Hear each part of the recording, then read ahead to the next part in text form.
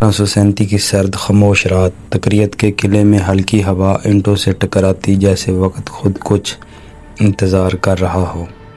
قلعے کے اندر نجم الدین ایوب بے چینی سے ٹہل رہے تھے۔ اچانک ایک بچے کے رونے کی آواز گونجی اور یوں یوسف بن ایوب نے دنیا میں پہلی سانس لی۔ یہ بچہ بعد میں تاریخ کا وہ عظیم سلطان بنے گا جسے دنیا صلاح الدین ایوبی کے نام سے جانے گی، مگر اس کا پہلا دن ہی آزمائش بن گیا۔ اس رات تکریت کے حکمران نے ایوبی خاندان کو ایک سیاسی اختلاف کی وجہ سے شہر سے نکال دیا۔ نجم الدین ایوب نے اپنے نوزائیدہ بیٹے کو چادر میں لپیٹا اور طریق رات میں سفر شروع ہوا۔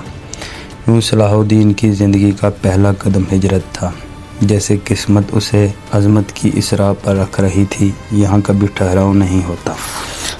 دمشق پہنچ کر یوسف کی تربیت شروع ہوئی۔ بچپن سے ہی اس کا مزاج دوسروں سے مختلف تھا۔ لوگوں کی حیرت ہوتی کہ یہ لڑکا تلواروں اور نیزوں سے زیادہ کتابوں اور جانوروں میں دلچسپی رکھتا ہے۔ باقی بچے گھوڑوں پر دوڑ لگاتے ہیں، مگر یوسف زخمی پرندوں کو اٹھا کر مرہم لگا رہا ہوتا۔ وہ کہا کرتا تھا، ظالم وہ نہیں جو تلوار چلاتا ہے، ظالم وہ ہے جو کمزور کو دیکھ کر اپنی تلوار نیچی نہیں کرتا۔ اس کے چچا شیر کو، جو بہادر ترین جرنیلوں میں سے تھے، اکثر یوسف کو دیکھ کر کہتے، یہ لڑکا بادل کی طرح نرم ہے، مگر میں جانتا ہوں ایک دن یہی پہاڑ بنے گا۔ بچپن میں ہی اس کی سب سے نمایاں خوبی تھی عدل۔ ایک بار دو آدمی مسجد کے باہر جھگڑ رہے تھے۔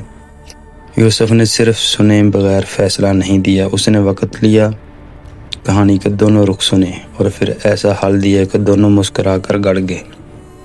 اس کے استاد نے کہا، یوسف، یہ عدالت ہی ایک دن لوگوں کے دل فتح کرے گی۔ یوسف جب نوجوان ہوا تو فضا بدل رہی تھی۔ مشرق میں بد امنی تھی، صلیبی لشکر مسلسل زمینی چھیننے کی کوشش کر رہے تھے۔ حالات سخت تھے اور یہی وہ لمحہ تھا جب یوسف کی قسمت اسے تلوار کی طرف لے گی۔ چچا شیر کو نے اسے اپنے پاس بلایا، یوسف، اب وقت ہے کہ تم قوم کا دفاع سیکھو۔ جنگ تلوار چلانے کا نام نہیں، جنگ کمزور کی حفاظت کا نام ہے۔ یوسف نے پہلی بار تلوار ہاتھ میں لی، لیکن اس کے ہاتھ میں لرزش نہیں تھی، جبکہ سکون تھا۔ جیسے اسے معلوم ہو کہ یہ تلوار خون بہانے کے لیے نہیں، خون روکنے کے لیے ہے۔ اس کی تربیت برسوں تک جاری رہی۔ گھوڑ سواری، تیر اندازی، فوجی حکمت عملی، دلیل اور گفتگو، سفارت کاری، یہی وہ تربیت تھی جس نے اسے ایک ایسی شخصیت بنایا جس کا دل بھی مضبوط اور دماغ بھی۔ وقت گزرا اور یوسف اپنے چچا کے ساتھ پہلی بار ایک بڑے مشن میں شامل ہوا۔ یہ وہ سفر تھا جہاں اس کی عقل، برداشت اور حکمت کا اصل امتحان ہوا۔ مصر اس وقت انتشار کا شکار تھا۔ سیاسی سازشیں، دشمنوں کی یلغار اور اندرونی بغاوت، ہر طرف افراتفری تھی۔ یوسف نے وہاں دیکھا کہ جنگ صرف میدان میں نہیں ہوتی، کبھی جنگ تختوں پر بھی ہوتی ہے، کبھی محلوں میں، کبھی لوگوں کو دلوں میں۔ ایک بار جب قاہرہ میں فساد پھیلا، یوسف نے سپاہیوں کو حکم دیا کہ عورتوں، بچوں اور بوڑھوں کو پہلے محفوظ جگہ لے جاؤ۔ اگر کسی نے عام انسان کو نقصان پہنچایا تو وہ دشمن سے کم نہیں۔ یہ وہ لمحہ تھا جب لوگ پہلی بار بولے، یہ نوجوان بادشاہ نہیں، رحمت ہے۔ چند سالوں بعد شیرکو کا انتقال ہوا۔ فوج نے مصر کی قیادت یوسف کو دینے کا فیصلہ کیا، لیکن یوسف نے حیران کن جواب دیا، میں سلطنت نہیں چاہتا۔ اگر مجھے ذمہ داری ملی ہے تو میں اسے امانت سمجھ کر قبول کروں گا۔ اس لمحے سے اس کی زندگی بدل گئی۔ اب وہ یوسف نہیں رہا، صلاح الدین بن گیا، دین کو درست راستے دکھانے والا۔ جب مصر مستحکم ہوا، صلاح الدین کے سامنے ایک ہی مقصد تھا، بیت المقدس کو صلیبیوں کے قبضے سے آزاد کرانا۔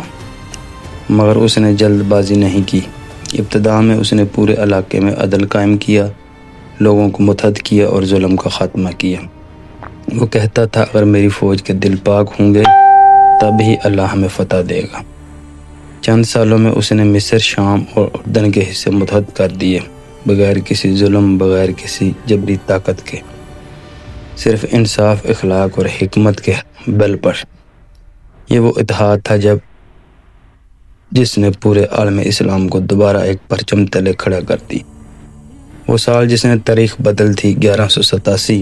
صلیبی فوجیں تعداد میں زیادہ تھیں مگر صلاح الدین کی حکمت زیادہ طاقتور تھی۔ حطین کے میدان میں اس نے دشمن کو ایسے مقام پر روکا جہاں پانی نہیں تھا، سایہ نہ تھا اور گرمی شدید تھی۔ دشمن کی طاقت بکھرنے لگی۔ صلاح الدین نے اپنے سپاہیوں سے کہا، ہم جنگی دشمن کے لیے نہیں لڑتے، ہم عدل کے لیے لڑتے ہیں۔ اگر کسی نے کسی بے گناہ کو نقصان پہنچایا وہ میرا سپاہی نہیں۔ مات کا شروع ہوا۔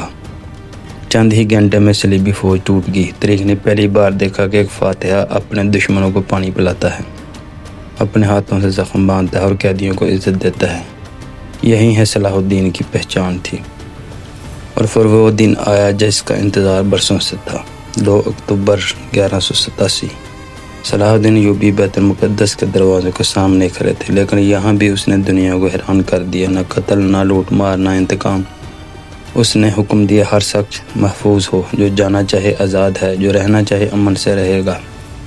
دنیا نے پہلی بار ایسا فاتح دیکھا جس نے دشمنوں کو بھی عزت دی۔ عیسائی عورتیں رو رہی تھیں کیونکہ انہیں یقین نہیں آ رہا تھا کہ کوئی فاتح اتنا رحم دل بھی ہو سکتا ہے۔ ایک راہب نے کہا، ہمیں لگا تھا کہ ایک خونخوار فاتح آئے گا، لیکن آیا تو ایک نبی کی سنت پر چلنے والا سلطان۔ صلاح الدین نے مسجد اقصیٰ میں سجدہ کیا اور یوں خواب پورا ہوا جس نے اس جوانی میں شامل کی راتوں کو مانگا تھا۔ صلاح الدین ایوبی نے زندگی میں کبھی ظلم نہیں کیا۔ اس نے بادشاہت کو عزت نہیں امانت سمجھا اور دنیا کو دکھایا کہ عظمت کا راستہ جنگ نہیں انسانیت ہے۔ آج صلاح الدین صدیوں بعد بھی اس کا نام انصاف، رحم دل اور بہادری اور بزرگی کی علامت ہے۔ تاریخ نے بہت فاتح دیکھے مگر صلاح الدین وہ واحد سلطان ہے جس نے لوگوں کو دل بھی فتح کیا اور زمینیں بھی۔ صدق اللہ العظیم۔